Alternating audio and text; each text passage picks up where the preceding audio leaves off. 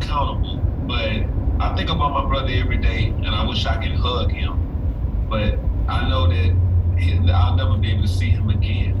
And it's going to be a long journey, and I have to push forth because I don't want it to be any more George Floyds. It seems like this is a never-ending cycle.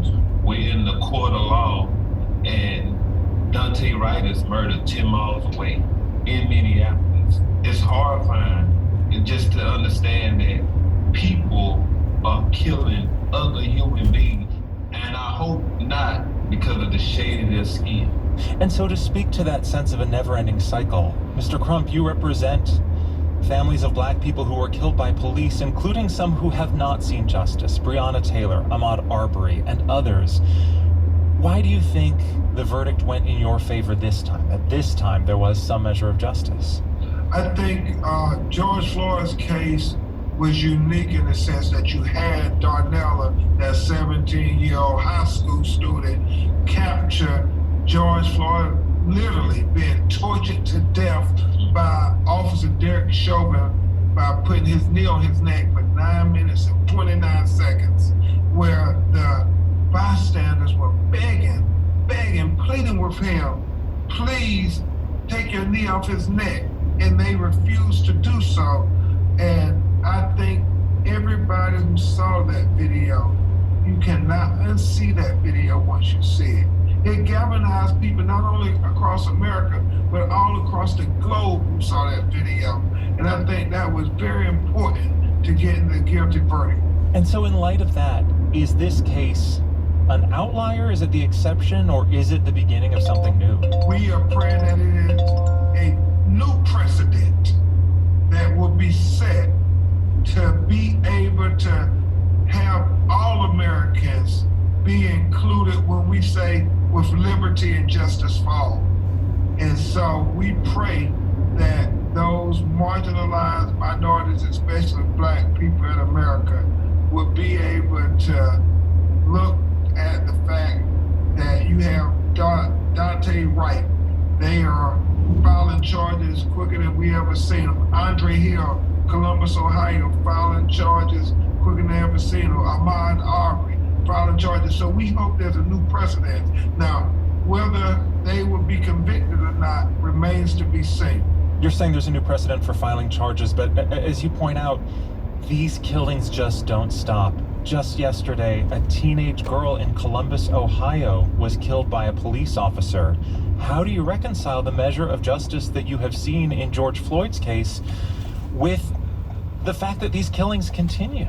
Well, I think you look at each case individually on the merits, because you want to get to transparency and accountability, because that equals justice and trust in some regards.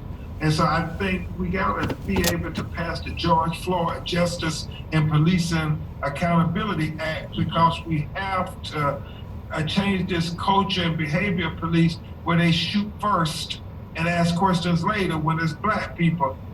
Are you hearing from your other clients today who maybe feel differently in light of yesterday's verdict? All the clients have been very congratulatory to George Floyd's family, and they are very happy and proud that there was justice achieved, some measure of justice, because as Philonus often says, justice for George Floyd is an opportunity for freedom for all.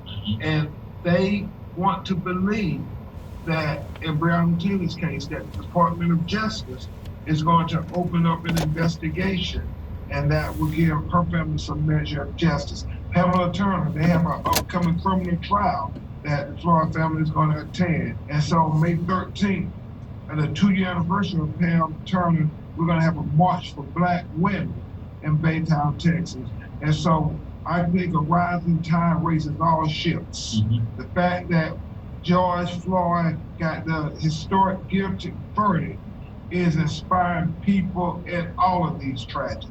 Mr. Floyd, could you speak to this? There's this large and growing community of families of people who have experienced tragedy, who've died at the hands of police, and you are the rare member of that group who has seen a guilty verdict. It's a lot of pain that I'm going through, the same pain that they went through, agony. Some people never even get a chance in court.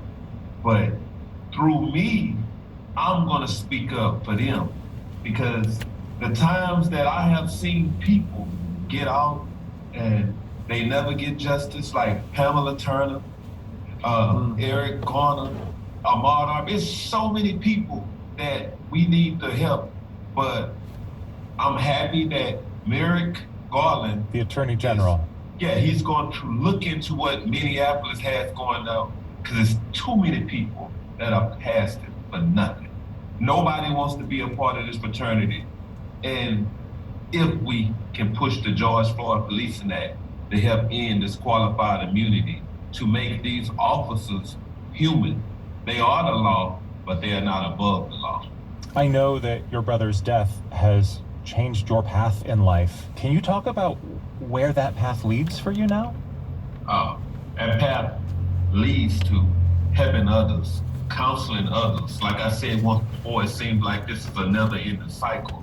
And I had started the Philonis and Keita Floyd Institution for Social Change. We're turning our pain into purpose. We need to help these young people who are the next generation. I have so many different clauses on it, meaning like from youth enrichment, human trafficking. It's a lot of things, mental illnesses. We're gonna speak up on a lot of things. So I didn't even know that I had a platform, but knowing that I have one from other individuals, I will use it to make this world a better place to live in. Philonis Floyd is the brother of the late George Floyd, and attorney Ben Crump represents the family. Thank you both for speaking with us today.